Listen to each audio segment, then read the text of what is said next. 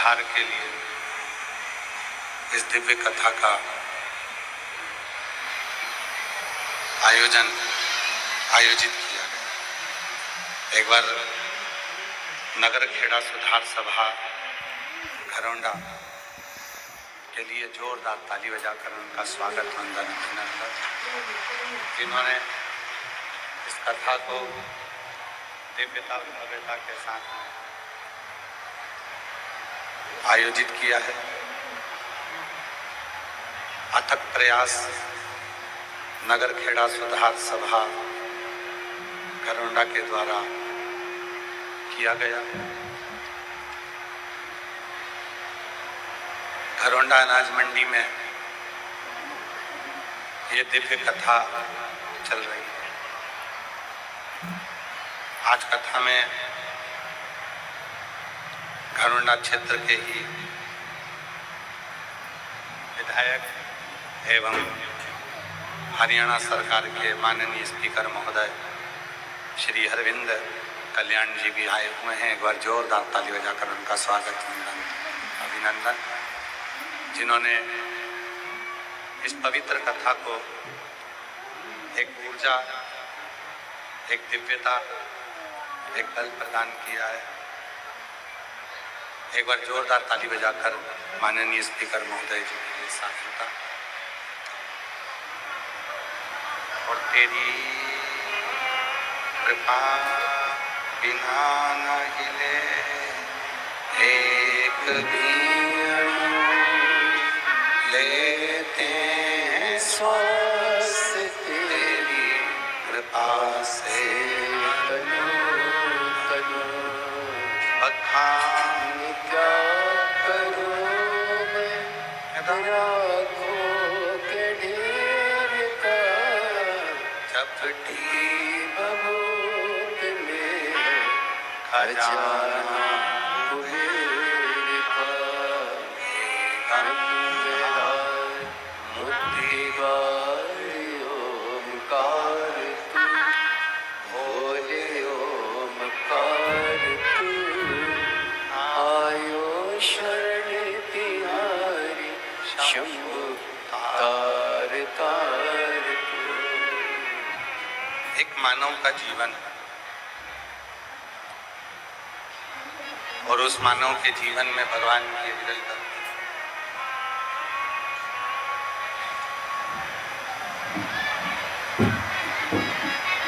एक मानव का शरीर मिल जाना, प्राप्त हो जाना सरल, पर मानव के शरीर को प्राप्त कर कर, मानव के शरीर को प्राप्त कर कर भगवान की अविरल भक्ति को धारण करना कठिन है।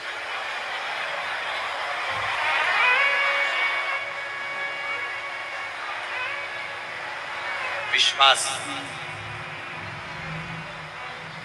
भरोसा किस पर करें और किस पर ना करें।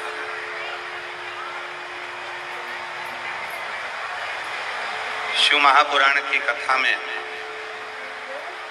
स्वयं देवादिदेव महादेव ने माता सती को भी ये बात समझाई।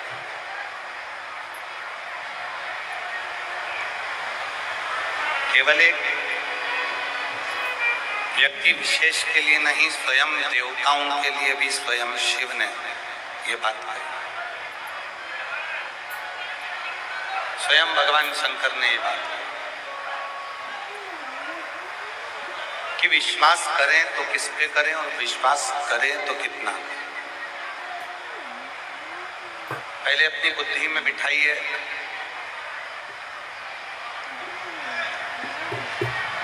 कि विश्वास, आवाज नहीं आ रही क्या? पहले अपने विवेक में बिठाइए, बुद्धि में बिठाइए कि विश्वास कोई दूसरी चीज नहीं है, विश्वास है शिव। विश्वास है अपना भरोसा, विश्वास है अपना शरण।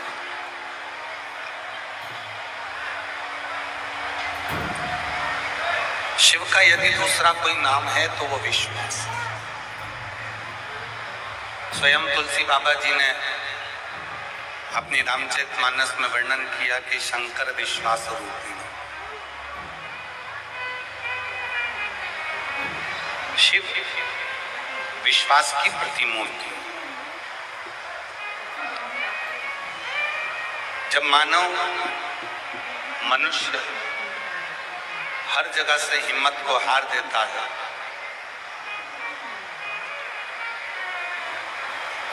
हर जगह से जब वो हताश हो जाता है, तब आखिरी में विश्वास की शरण में, शिव की शरण में जाता है।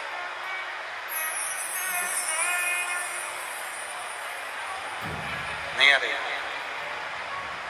तब आखिरी में भगवान शंकर की शरण में जाता है। और जब शिव की शरण में वो पहुंचता है तो उसके जीवन की सारी उलझनें, उसके जीवन के सारे दुख, उसके जीवन के सारे कष्ट अपने आप समाप्त होने लगते हैं, क्योंकि उसको भरोसा पूर्ण हो जाता है, विश्वास।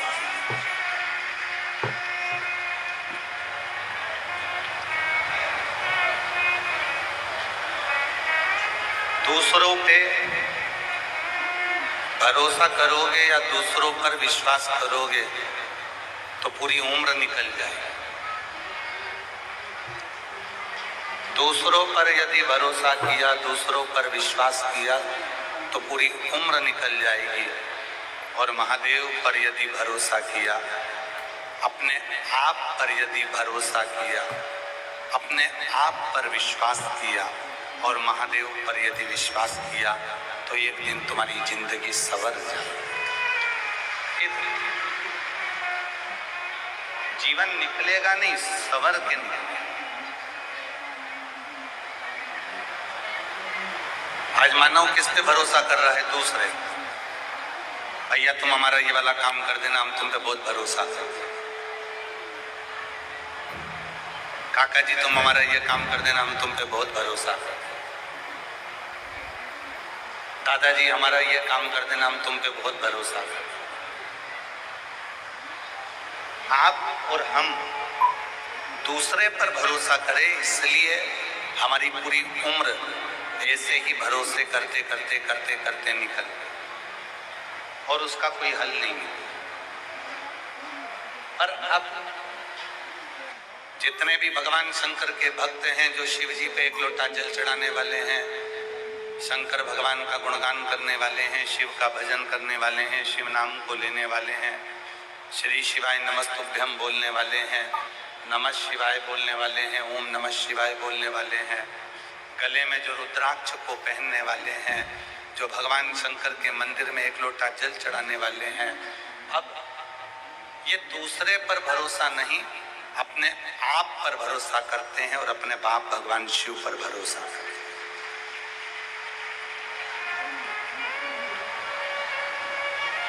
अब इनको मालूम है कि मैं खुद मेहनत करूंगा, मैं खुद परिश्रम करूंगा, और जब हम खुद मेहनत करेंगे, खुद परिश्रम करेंगे, खुद पढ़ेंगे, रात दिन एक करेंगे, तो हमको उसका फल तो मिलेगा।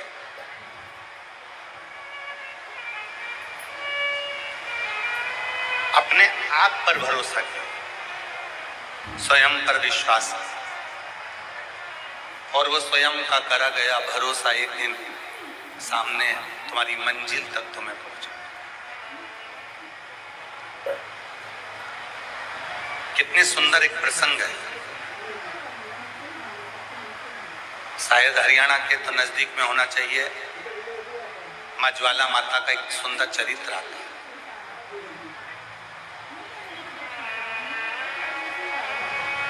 माँ ज्वाला देवी का एक सुंदर चरित्र है। एक बार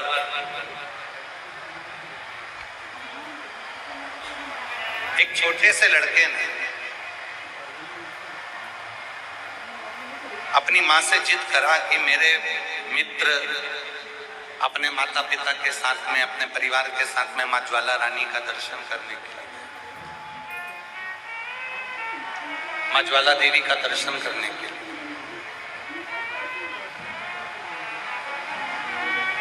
और माँ हमारे पास में ऐसा धन नहीं है, हमारे पास में इतना वैभव नहीं है कि हम ज्वाला देवी तक जा सकें।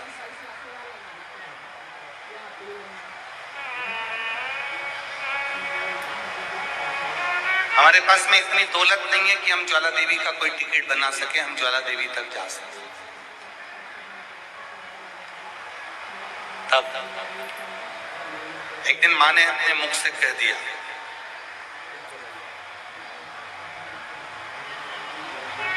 कि शिव के मंदिर में जो ज्योति जलती है, शंकर जी के मंदिर में जो दीप जलाया जाता है, शंकर जी के मंदिर में जो ज्योत जलाई जाती है, शिव जी के मंदिर में जो दीपक लगाया जाता है, शिव जी के मंदिर में जो दीपक प्रज्वलित करा जाता है, वो स्वयं ज्वाला देवी ही है, शंकर की शरणागति में आकर।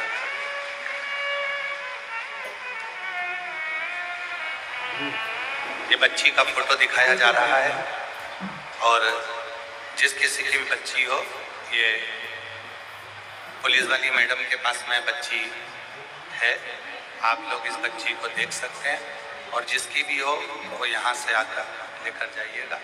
बच्ची का फोटो दिखा दीजिए, एक बार वापस दिखा दीजिए।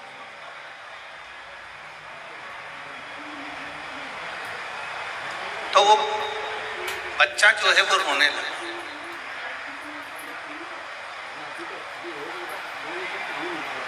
वो बच्चे की आंख में आंसू भर गए और माँ ने कह दिया कि जो शिव के मंदिर में, उस बच्चे का फोटो दिखा दो, उनसे कहना चैनल वालों से,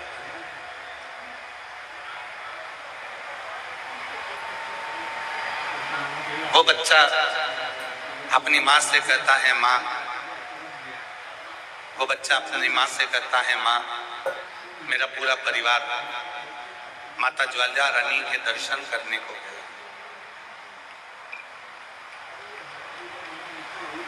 और ज्वाला रानी के दर्शन करने के लिए गया है, पर हमारे पास में इतना धन नहीं है, हमारे पास में इतना वैभव नहीं, हमारे पास में इतनी संपदा नहीं। एलईडी पर इन बच्चों को देख लीजिए, जिनके भी हों वो आकर इन बच्चों को ले जा सकते हैं। ज्वाला देवी के दर्शन करने का हमारे पास में धन नहीं है, हमारे पास में पैसा। माँ ने कहा शिव के मंदिर में, शिवालय में, शंकर भगवान के मंदिर में जो ज्योत जलती है, शिव के मंदिर में जो दीपक जलाया जाता है, वो स्वयं ज्वाला माँ ही। ज्वाला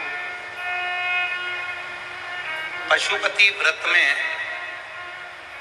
आप और हम पशुपति व्रत जब करते हैं, कोई मेरी जीजियां, कोई मेरे जीजा, कोई मेरी बेटियां, कोई बेटा, कोई मेरे बुजुर्ग माँ बाप जब पशुपति व्रत करते हैं, उस पशुपति व्रत में मंदिर से 5 दिए प्रज्वलित करने के बाद 1 दिया लेकर हम अपने मंदिर से घर की ओर जाते हैं।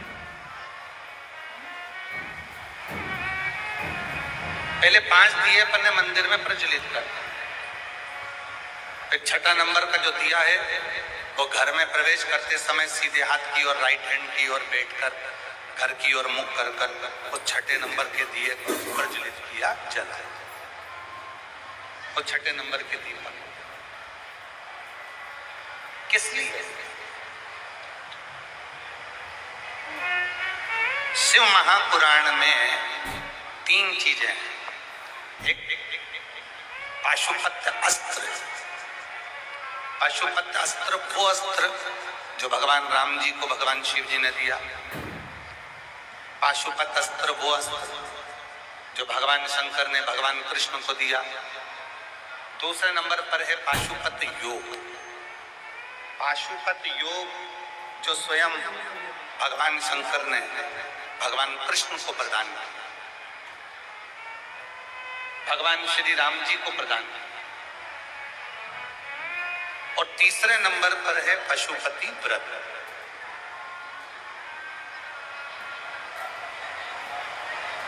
सारे देवताओं ने पाशुपत योग ले लिया, सारे देवताओं ने पशुपत अस्त्र ले लिया, अब बचा तो केवल एक पशुपति व्रत बचा। माता पार्वती जी ने हाथ जोड़कर शिव जी से कहा, देवताओं ने पाशुपत योग लिया है, पाशुपत अस्त्र लिया है, पर कली काल में, कलयुग में संसार का प्रत्येक मनुष्य दुखी होगा। कोई को शरीर में रोग होगा, कोई बीमारियों से ग्रसित होगा, कोई धन से दुखी होगा, कोई तन से दुखी होगा, कोई मन से दुखी होगा। इन संसार वाले जितने भी मनुष्य हैं, इन मनुष्यों का कलिकाल में उद्धार कैसे होगा? तो हे शंकर भगवान, आपसे निवेदन है, आपने पाशुपत शस्त्र आपने देवताओं को दिया, राम जी को दिया, कृष्ण जी को दिया। आपने पाशुपत योग भगवान कृष्ण को दिया, राम जी को दिया। पार्वती जी कहती हैं, पर ये पशुपति व्रत आप किसी को मत दो। ये पशुपति व्रत कली काल में जो मनुष्य इसको करे, उसकी मनोकामना पूर्ण हो जाए। ये व्रत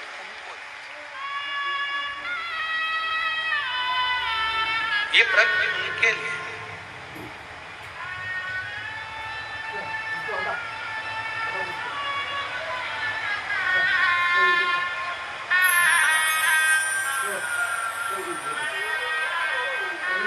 और जो पशुपति व्रत को इस कलिकाल में, कल जहां हम अग्रसेन भवन में ठहरे, वहां पर इस व्यासपीठ से हमने कहा था कि जितने भी यूट्यूबर हैं, सोशल मीडिया है, प्रिंट मीडिया है, पत्रकार बंधु हैं, न्यूज चैनल है, सबसे मिलेंगे, सबका आभार व्यक्त करेंगे, मिले।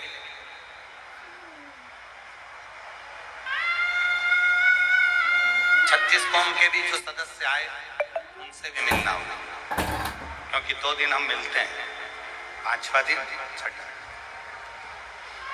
उसमें से एक पत्रकार बंधु ने बड़ा सुंदर प्रश्न किया कि श्री शिवाय नमस्तुभ्यम, ये मंत्र आज के समय में लोगों का कल्याण कर रहा है, इस मंत्र की प्रबलता क्यों?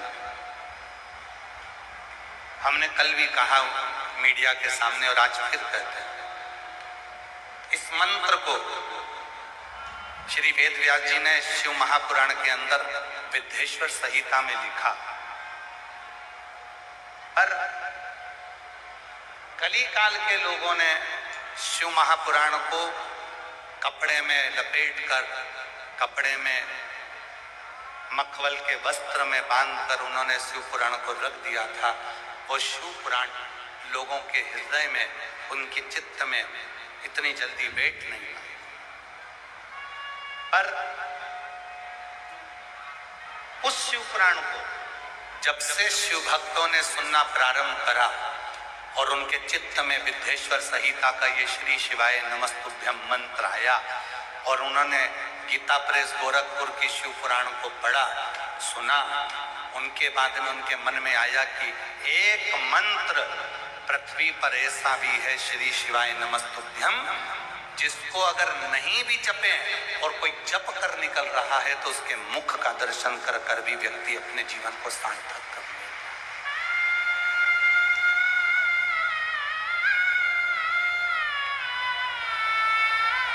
एक मंत्र है श्री शिवाय नमस्तुभ्यम, जिसको स्नान करा नहाए तो जपो, नी नहाए नी स्नान करा तो जपो, भोजन कर रहे हो तो जप लो, नी कर रहे हो तो जप लो, पलंग पर सो रहे हो तो जप लो, कैसी भी दशा में हो, कैसी भी अवस्था में हो, अगर तुम्हारे चित्त में, तुम्हारी वृत्ति में श्री शिवाय नमस्तुभ्यम उच्चारण चल रहा है, तुम उसका स्मरण कर रहे हो, तो वो मंत्र तुमको तो सुख देगा ही देगा, पर तुम्हारे मुख का दर्शन भी अगर कोई दूसरा भी कर लेगा तो उसको भी सुख की अनुभूति हो जाएगी, उसको भी आनंद। ये वो मंत्र है, ये वो मंत्र। इस मंत्र की मूलता है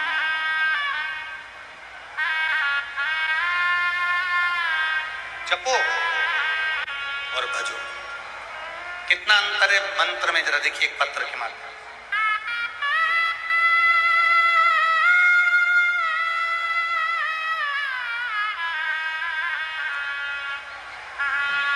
जरा पत्र को पढ़िएगा, बड़ा सुंदर पत्र है कि श्री शिवाय नमस्तुभ्यम बोलना और शिव महापुराण की कथा के पंडाल में बैठकर कथा को सुनना, शिव को अपने मन की बात कहना, कितना उसका असर होता है जरा देखिए। मेरा नाम अनीता है, मैं हरियाणा में हांसी जिला हिसार की रहने वाली हूँ। पत्र को आप लोग एलईडी पर पढ़ सकते हैं, आस्था चैनल पर पढ़ सकते हैं। मेरा नाम अनीता है, मैं हरियाणा में हांसी जिला हिसार की रहने वाली हूँ। मेरा मोबाइल नंबर ये है। गुरुजी, मेरे लड़के की शादी 2019 में हुई थी और उसके घर में एक 4 साल का लड़का भी हो गया, लेकिन मेरे बेटे की बहू हमारे घर में रहना नहीं चाहती थी। 2026 में फरवरी में उसने मेरे बेटे से तलाक ले लिया। मेरे बेटे का तलाक हो गया, बहू अपने बेटे को लेकर चली गई, मेरा बेटा अकेला रह गया। तलाक लेकर चली गई, अपना सारा सामान वह भी लेकर चली गई। गुरुजी, मुझे मेरे पोते के जाने का, बहू के जाने का बहुत दुख हुआ कि हमारे घर में किस चीज की कमी थी जो मेरी बहू और मेरा पोता चले गए। गुरुदेव, पोते की याद में और बहू की याद में मैं रात दिन रोती थी। फिर एक दिन ऐसा हुआ कि मेरी पड़ोसन ने कहा मेरी जेठानी से कि सीहोर वाला बाबा दिल्ली में आया है और दिल्ली में रोहिणी में कथा चल रही है। हमने सुना है कि अगर पंडाल में बैठकर जो मांगा जाता है वो मिलता है।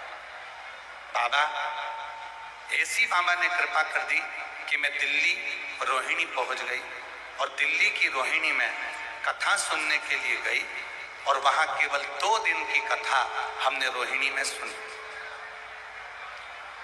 गुरुजी, दिल्ली में कथा केवल 2 दिन की कथा पंडाल में बैठकर सुनी और बाबा से प्रार्थना की कि मेरा पोता घर वापस आ जाए, मेरी बहू वापस आ जाए। और गुरुजी, हम 2 दिन की कथा दिल्ली की रोहिणी में सुनकर घर आए और 2 दिन के ठीक बाद हम जैसे ही आए, लोगों के काम तो 3 महीने में बाबा करते हैं, मेरे तो आने के 2 दिन बाद मेरी बहू पोते को लेकर घर आ गई और पोते को लेकर घर आ गई और दोनों घर वापस आ गए। आकर मेरी बहू ने मुझे बोला कि मम्मी जी, मुझसे गलती हो गई थी, अब मुझे क्षमा करो और हम दोनों, हमारा जो तलाक हुआ है उसको कैंसिल करो और हम दोनों आपके साथ में रहना चाहते हैं। और अब मेरे बाबा की कृपा से मेरी बहू, मेरा पोता और मेरा बेटा सब साथ में रहते हैं। ये शिव। कहीं बैठी हो? मेरा नाम अनीता, मैं हरियाणा में हांसी जिला हिसार की रहने वाली।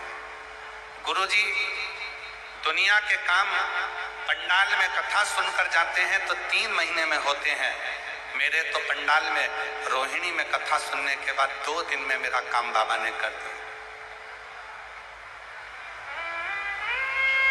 एक लाइन उन्होंने बदल के लिखी है जो आज तक हमने नहीं गाई है, उस लाइन को आप भी देखिए। हम हमेशा कहते थे लुटा दिया भंडार काशी वाले ने, इस बहन ने लिखा है बसा दिया परिवार काशी वाले ने, कर दिया माला माल काशी।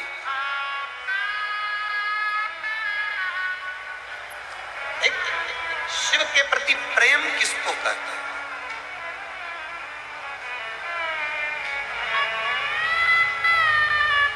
विश्वास किसको कहते हैं? भरोसा किसको कहते हैं? दृढ़ता किसको कहते हैं? वो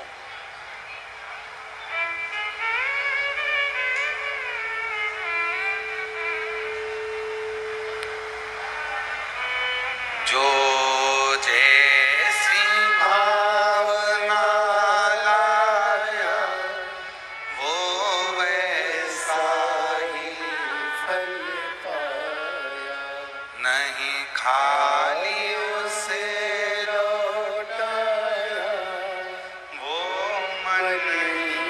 मन हर्षाया और कर दिया माला माल काशी वाले ने लुटा दिया भंडार काशी वाले ओ लुटा दिया भंडार काशी वाले कर दिया माला माल काशी वाले।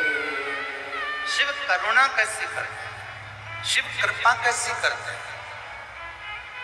छोटा सा बच्चा अपनी माँ से कहता है, माँ हमारे पास इतना धन नहीं है कि हम ज्वाला माता के दर्शन कर सकें। माँ शिव की भक्त थी, माँ शंकर की उपासक थी,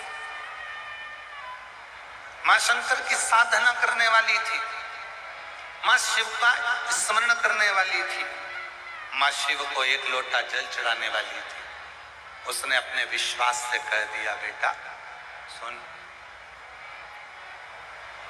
शिव के मंदिर में, भगवान शंकर के मंदिर में, शिव के मंदिर के अंदर, शंकर के मंदिर में जो ज्योत जलती है, शिव के मंदिर में जो ज्योत जलाई जाती है, शिव के मंदिर में जो दीपक लगाया जाता है, शिव के मंदिर में जो दीप प्रज्वलित किया जाता है, वो स्वयं ज्वाला माई तो है।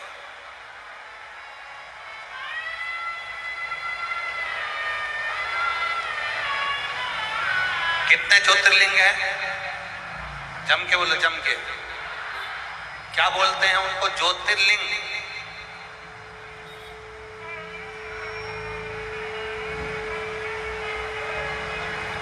जिसमें शिव और शक्ति दोनों की ज्योति एक साथ विराजमान है, उसको ज्योतिर्लिंग कहा गया है। ज्योतिर्लिंग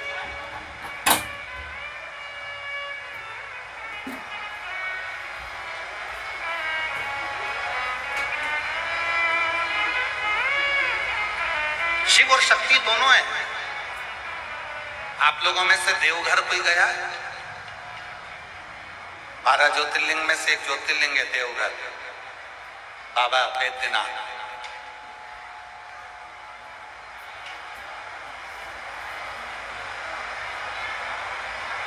गए हैं? अगर आप लोग गए हैं तो वहां पार्वती जी की मूर्ति अलग से नहीं है, वहां मां पार्वती जी का स्वरूप अलग से नहीं है। आप भी गए तो वहां पार्वती जी का स्वरूप अलग से नहीं है, वहां शंकर के शिवलिंग में ही पार्वती स्वयं विराजमान है। शिव और शक्ति तो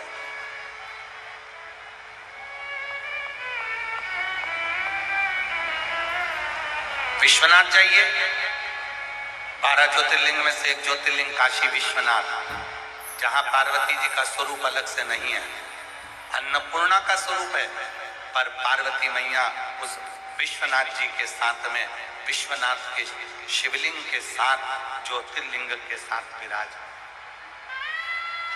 ज्योतिर्लिंग हम आप लोगों से क्यों कहते हैं कि अपने घर में भले लड्डू गोपाल हैं, अपने घर में भले कृष्ण राधा हैं, अपने घर में भले सीताराम जी हैं, अपने घर में भले गुरु देवता बैठे हों, अपने घर में भले देवी देवता बैठे हों, पर अपने घर में एक छोटा सा पाषाण का, पत्थर का, एक पारद का, स्फटिक का, कोई भी लकड़ी का, चाहे जिसका मर्जी हो उसका, तुम्हारे घर में एक छोटा सा शिवलिंग जरूर होना चाहिए। क्यों होना चाहिए? क्योंकि जिस घर में शिवलिंग होता है उसमें शंकर और पार्वती की ज्योति हमेशा रहती है, और जिसके घर में ये दो ज्योतियां हमेशा रहती है उसके घर में कभी विपदा नहीं आती है, उसके घर में कभी तकलीफ है। और तकलीफ आ भी जाएगी ना तो थोड़ा समय लेकर चली जाए।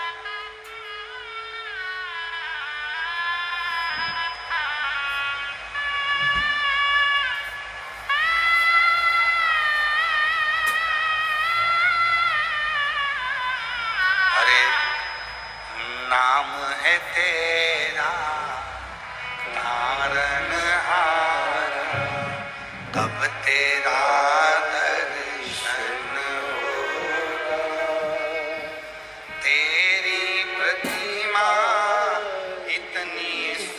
सुंदर, तू कितना सुंदर होगा, तू कितना सुंदर होगा।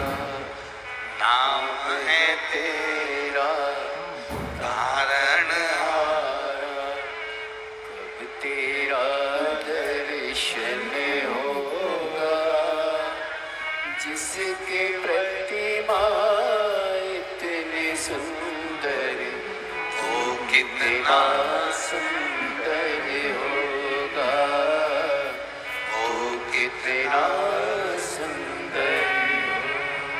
माँ कहती है अपने बेटे से, तुझे ज्वाला माता के दर्शन करना है तो तुझे ज्वाला देवी जाने की जरूरत नहीं पड़ेगी। शंकर के मंदिर में जब भी कोई भक्त दीप लगाए और उस दीपक की ज्योति का दर्शन जिस दिन तूने कर लिया, उस दिन तेरे घर में ज्वाला माई स्वयं आकर खड़ी हो जाएगी। वो दर्शन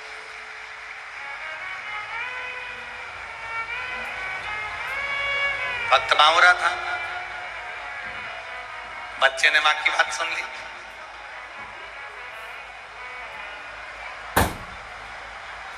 और बच्चे ने मां की बात सुनकर सीधे शंकर जी के मंदिर में चला गया।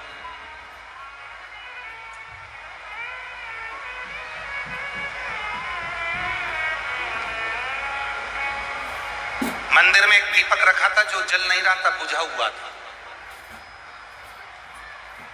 शिव के मंदिर में एक दीपक रखा हुआ था जो बुझा हुआ था, जो जल नहीं रहा था, ठंडा हो चुका था, केवल उसमें बाती थी, वो भी आधी जली।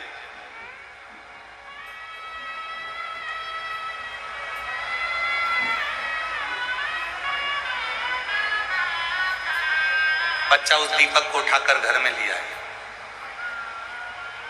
मां, तू तो कहती थी कि शिव के मंदिर में जो दीप है, शिव के मंदिर में जो ज्योति है वही ज्वाला मां है, ये तो है ही नहीं। मां ने अपना माथा ठोका, कहा मैंने तुझे कहा था कोई दीपक जला कर जाता है तो वो ज्योति ज्वाला मां होती है। नहीं मां, मेरा मित्र कह रहा था ज्वाला जी में जो ज्योत है उसको किसी ने जलाया नहीं है, ज्वाला जी में जो ज्योत है उसको कोई ने प्रज्वलित नहीं करा, वो तो अपने आप मां प्रकट हुई है। तो मां, मैं नहीं मानता, मैं उस दिन मानूंगा जिस दिन ये बुझे हुए दीपक में ज्योति आ जाए।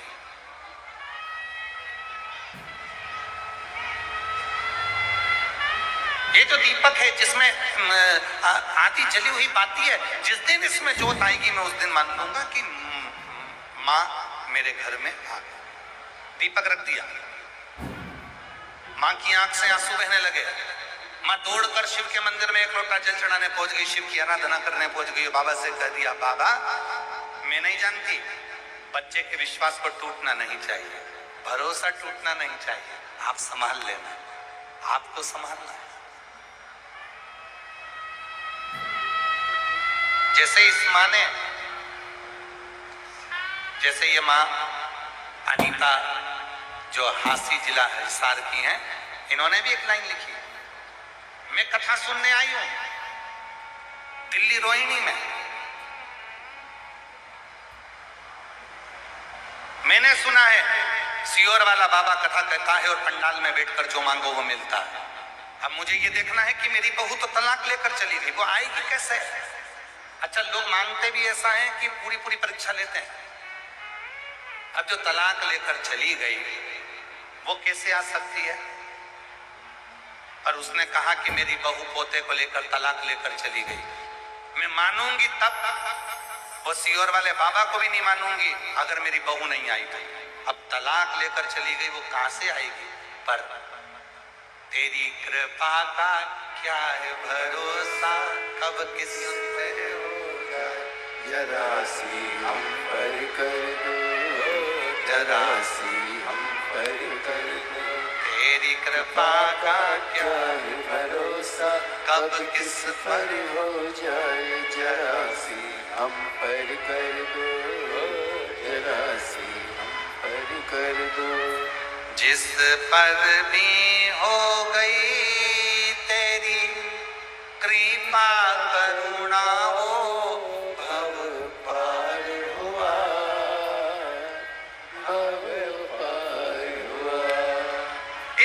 कह दिया कि मैं नहीं जानती, मैं तो तब मानूंगी जब मेरी बहू और पोता है।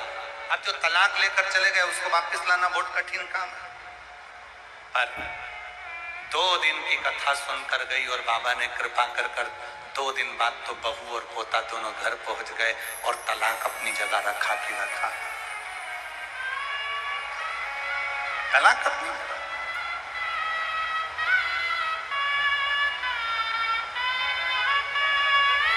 भाग्य लिखना विधाता का काम है और भाग्य को पलट देना मेरे महादेव का काम है। पलट दिया, भाग्य को पलट दिया।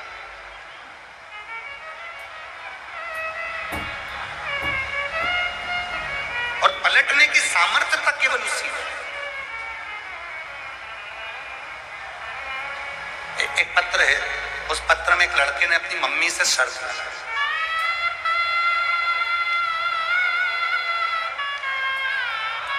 तेरी कृपा का भरोसा कब किस पर हो जाए जरा सी। मेरा नाम मनीषा है, मेरे पति का नाम संजय राणा है। गुरुजी, मैं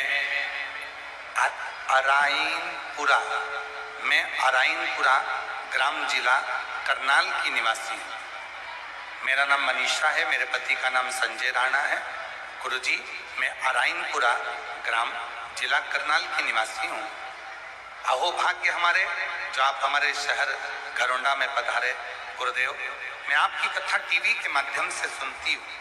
आज तक मैं आपको कभी देखी नहीं, अभी तक मैंने आपको कभी सामने से नहीं देखा। पहली बार आप घरोंडा में आए, हमने आपका दर्शन किया। गुरुजी, शिव पुराण की कथा सुनी। गुरुदेव, मेरा लड़का करण राणा जो 12वीं पास करने के बाद गुरुदेव कई तैयारियां करता रहा, पर उसका सिलेक्शन के लिए वो तैयारी करता। एक दिन उसने मुझसे कहा, माँ क्या मैं इंडियन आर्मी में जा सकता हूं? क्या मेरा आर्मी में सिलेक्शन हो सकता है? मैंने अपने बेटे से कहा, क्यों नहीं होगा माँ, तो जिस सियोर वाले बाबा की कथा सुनती है, तू कहती है कि मंदिर में 1 लोटा जल चढ़ाने जाया कर। अगर मैं जल चढ़ाने जाऊंगा तो क्या मेरा बाबा इंडियन आर्मी में सिलेक्शन करवा देगा? क्यों नहीं? पर वो सियोर वाला बाबा कहता है कि अपनी मेहनत को 4 गुना करना पड़ेगा। अपनी मेहनत 4 गुना करना, रात दिन एक करना, तब शहद का बेलपत्र लगाकर शिव को जाना, मिलेगा फल। आज गुरुजी, जिस बेटे ने शर्त लगाई थी क्या मेरा बाबा मुझे दे सकता है, आज मेरे बेटे का इंडियन आर्मी में सिलेक्शन हो गया। मैं बाबा को यहाँ धन्यवाद देने के लिए आई हूँ। बेटे का फोटो भी लगा रही हूँ, मैं अपने पुत्र का फोटो भी लगा रही हूँ जिसका इंडियन आर्मी में सिलेक्शन हो गया। गुरुदेव,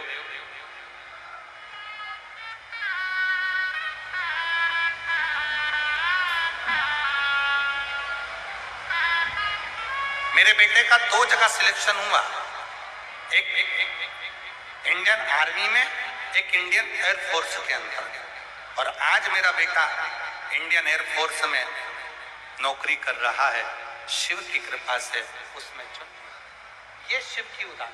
आप किसके भरोसे, आपका विश्वास कितना दृढ़ और आप किस पर भरोसा कर?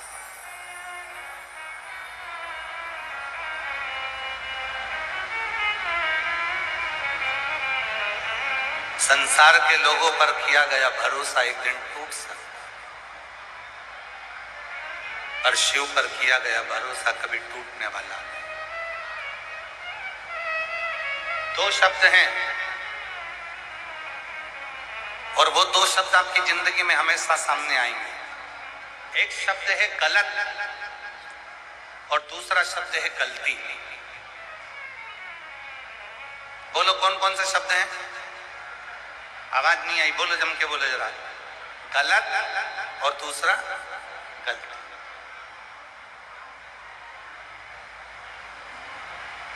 ये 2 शब्द हैं। मेरे ओ घरदानी, मेरे शंकर भगवान, मेरे त्रिलोकी के नाथ, मेरे त्रिकालदर्शी, कैलाशी, अविनाशी। गलती करने वालों को क्षमा कर देते हैं, पर गलत करने वाले को कभी क्षमा नहीं करते। अब पूछोगे कि गुरुजी ये गलती और गलत में क्या अंतर है? गलती हमेशा भूल से होती है और गलत करने वाला व्यक्ति कभी भूल से गलत नहीं करता, वो गलत नियत से गलत करता है। इसलिए मेरा शंकर गलत करने वालों का कभी भला नहीं। गलती हो गई, कोई बात नहीं। दिए लगाने गई थी, दीपक लगाने में गलती हो गई, क्षमा। जल चढ़ाने में गलती हो गई, क्षमा। व्रत करने में गलती हो गई, क्षमा। पूजन करने में गलती हो गई, क्षमा। 13 जून को पुरुषोत्तम मास की जो शिवरात्रि और शाम को 7 बजे आप और हम सभी ऑनलाइन आस्था चैनल पर, यूट्यूब पर, फेसबुक पर ऑनलाइन अपने घर में पार्थिव शिवलिंग की पूजन करेंगे। सब अपने अपने घर में पूजन करेंगे। एक जगह पर बैठकर हम पूजन करेंगे, वो सबका दर्शन कराएंगे। और 5 चीजें आपको पहले बता चुके हैं, जो चढ़ाने वाली चीजें हैं वो भी बता दी है। और पूजन की सामग्री की लिस्ट भी तुम्हें टीवी के माध्यम से मिल जाए, सोशल मीडिया के माध्यम से।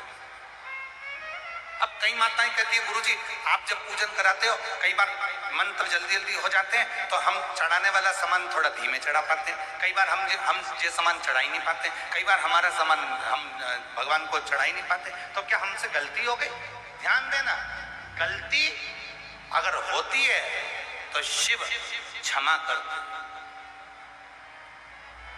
गलत को शिव क्षमा नहीं करते, गलती को शिव क्षमा करते। गलती भूल से होती है और गलत नियत से होता है। जब हम गलत नियत से किसी का गलत करते हैं तो मेरा देव अधिदेव महादेव कभी माफ नहीं करता, उसका तो भोग तुमको भोगना ही पड़ता है।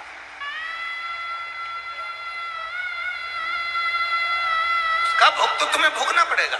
तुमने अगर गलत नियत से लोभ के कारण तुमने अपने कि मुझे इतना हो जाएगा, मैं ऐसा कर लूंगा, मैं वैसा कर लूंगा, लोभ के चक्कर में, वासना के चक्कर में, आसक्ति के चक्कर में, तृष्णा के चक्कर में, मैं हूं, मैं करूंगा, मेरा धन, मेरा वैभव, मैं इतना कर लूंगा, मेरे पास में इतना धन आ जाएगा, मेरे पास में ऐसा हो जाएगा।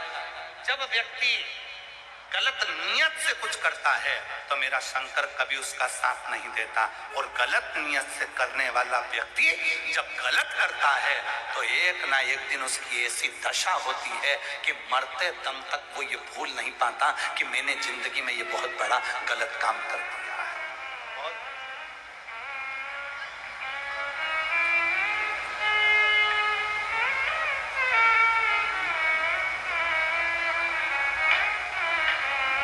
गलती की क्षमा है पर गलत की क्षमा नहीं। कितना सुंदर कहा है शिव महापुराण में। देव ऋषि नारद तो तप करे थे, देव ऋषि नारद ने तो तप किया था, देव ऋषि नारद ने तो कामदेव पर विजय प्राप्त करी थी। और देव ऋषि नारद कामदेव पर विजय प्राप्त कर सीधे शंकर जी के पास पहुंच गए। और शंकर जी से जाकर देव ऋषि नारद ने कहा कि मैंने कामदेव को जीत लिया और तुम कामदेव को नहीं जीत पाए। अब देव ऋषि नारद को कौन समझाए कि शंकर भगवान कामदेव को देखकर अपने नेत्र को खोल दिए। शंकर भगवान ने कामदेव पर विजय प्राप्त नहीं करी, उन्होंने अपने नेत्र को खोला।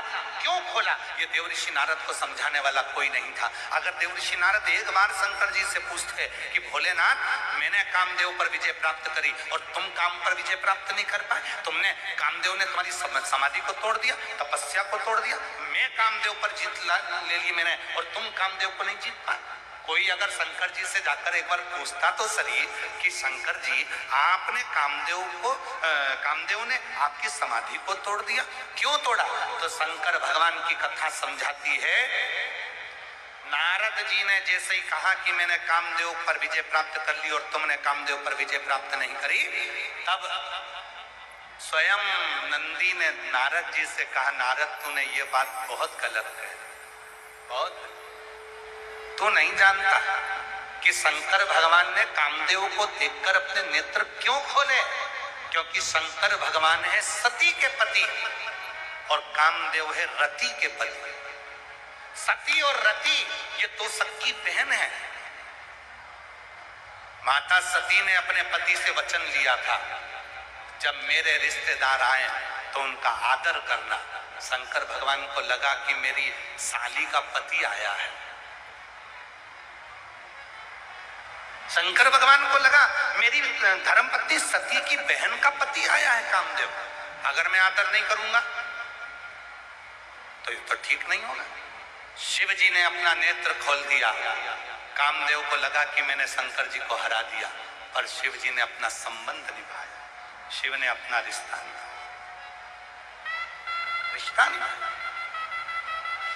शिव ने संबंध निभाया। पर नारद जी माने नहीं। नारद जी ने शंकर भगवान से कहा मैंने कामदेव को जीत लिया, आप कामदेव को नहीं जीत पाए। अगर जीत भी गए थे तो ये कहने की जरूरत क्या थी कि तुम नहीं जीत पाए। शंकर भगवान प्रसन्न हो गए, वारे वाह नारद जी तुमने कामदेव को जीता। शिव जी ने गले में से रुद्राक्ष की माला निकाली और तुरंत देव ऋषि नारद को पहना दी। धन्यवाद। नारद जी माला पहने, शंकर जी ने कहा बैठो नारद जी। नारद जी कहने लगे मैं बैठने नहीं आया हूं। तब भगवान शंकर ने हाथ जोड़कर देव ऋषि नारद को प्रणाम कर कर कहा नारद तुम जा रहे हो, हाँ, पर एक बात याद रखना, जो तुमने मुझसे कहा ये बात तुम भगवान विष्णु से मत कहना। नारद जी को लगा कि मैं अपनी प्रशंसा नहीं करूं, इनको तो मुझसे जलन हो रही है, ईर्ष्या हो रही है। नारद जी बाहर निकले, गले में से रुद्राक्ष की माला निकालकर जमीन पर फेंक दी।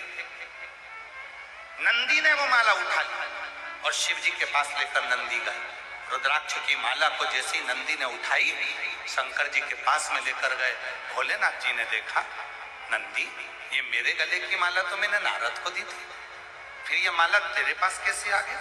नंदी ने कहा बाबा ये माला नारद जी जमीन पर फेंक गए थे। ओ ला मेरी माला मुझको दे दे, ये माला मुझे दे दे। शिव जी ने माला हाथ में ली, नंदी के सामने साक्षी कर दी। सुन नंदी, संसार का मनुष्य, देवता, गंधर्व, अप्सरा, किन्नर, नाग, पशु, पक्षी, संसार का कोई भी मनुष्य जब तक उसके गले में रुद्राक्ष रहेगा तब तक शंकर उससे कदम से कदम मिलाकर उसको मंजिल तक पहुंचा देगा। ये रुद्राक्ष उसको मंजिल तक दे देगा। बड़ी खुशी होती है जिनके गले में लाल धागे में पड़ा हुआ एक रुद्राक्ष होता है। सीहोर का रुद्राक्ष जब उसके गले में पड़ा हुआ होता है लाल धागे में तो बड़ी खुशी होती है।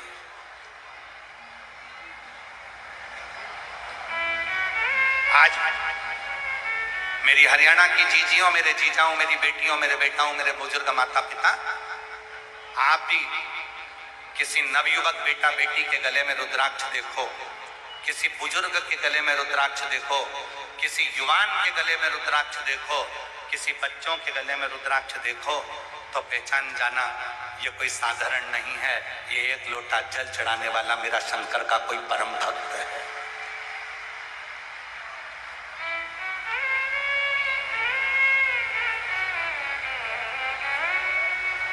और हम आज पूरे भारत ही नहीं देश और विदेश के शिव भक्त भी इस कथा को सुन रहे हैं। हम धन्यवाद देते हैं आज के समय के जो कलाकार हैं, कुछ सीरियल, कुछ फिल्मों का निर्माण कर रहे हैं, उनको भी धन्यवाद देते हैं कि वो अपने गले में एक रुद्राक्ष पहनते हैं और पहने हुए रुद्राक्ष को जनमानस में प्रेषित करते हैं कि रुद्राक्ष का फल किया। एक रुद्राक्ष, और जब तक वो रुद्राक्ष आपके पास में है आपकी जिंदगी में वो सफलता ही देगा, सुख ही देगा, आनंद ही देगा। रुद्राक्ष की माला फेंक कर देवऋषि नारद चले गए। भगवान विष्णु के यहां पहुंच गए। श्रीमन नारायण, श्रीमन नारायण। भगवान विष्णु ने देखा देवऋषि नारद जी आए, प्रणाम किया। नारद जी आइए, बैठिए। नारद जी बैठे। शिव जी के घर पर नारद जी नहीं बैठे थे, नारद जी बैठे।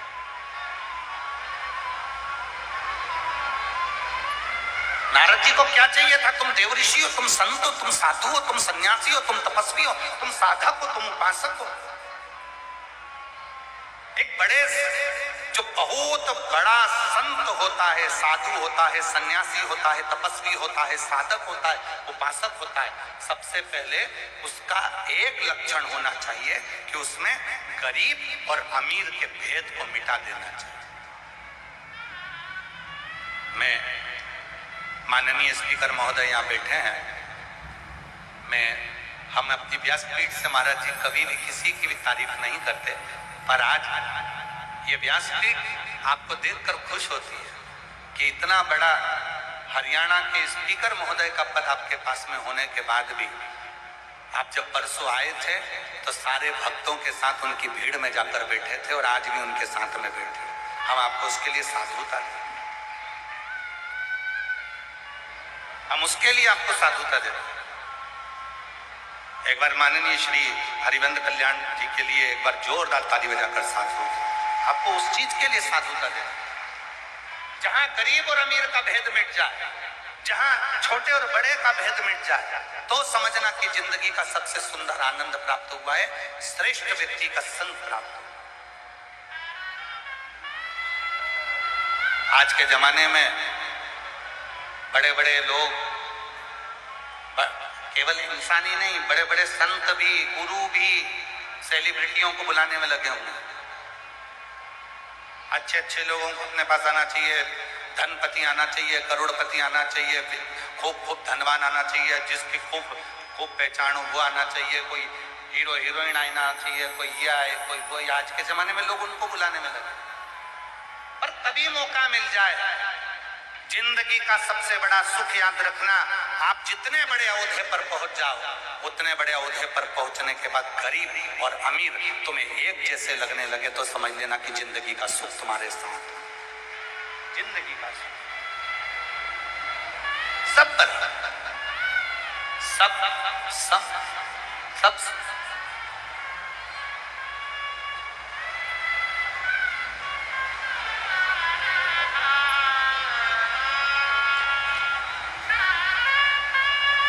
कल जब 5वां और 6ठा दिन हम मिलते हैं तो गर्ग जी कह रहे थे कि मीडिया वाले आएंगे और साथ में 36 कौम के भी कुछ लोग आएंगे। तो हमने उनसे एक बात कही, वो बैठे होंगे तो आप उनसे पूछना। हमने उनसे कहा, आशीष गर्ग जी को खबर कर दो कि अगर इनके अलावा भी अगर कोई साधारण व्यक्ति अगर आए उसको मना नहीं कर सकते, क्योंकि 2 दिन मिलने तो आए, उसको नमस्कार। हम कुछ बताते तो है ही नहीं, और ना हम कुछ तुमको देते, ना बेल देंगे, ना बबूती देंगे, ना नारियल देंगे, ना कुछ देंगे, ना कुछ देंगे, बस तुमको श्री शिवाय नमस्ते हम कह देंगे। करना क्या मिले, छोटे और बड़े का भेद मिटा। आज दुनिया इसी भेद में पड़ी हुई है। कोई कहता है ये बड़े, कोई कहता है ये बड़े, कोई कहता है वो बड़े, कोई कहता है वो बड़े। इस कथा के आयोजन को कराकर घरोंडा की इस पवित्र हरियाणा की भूमि पर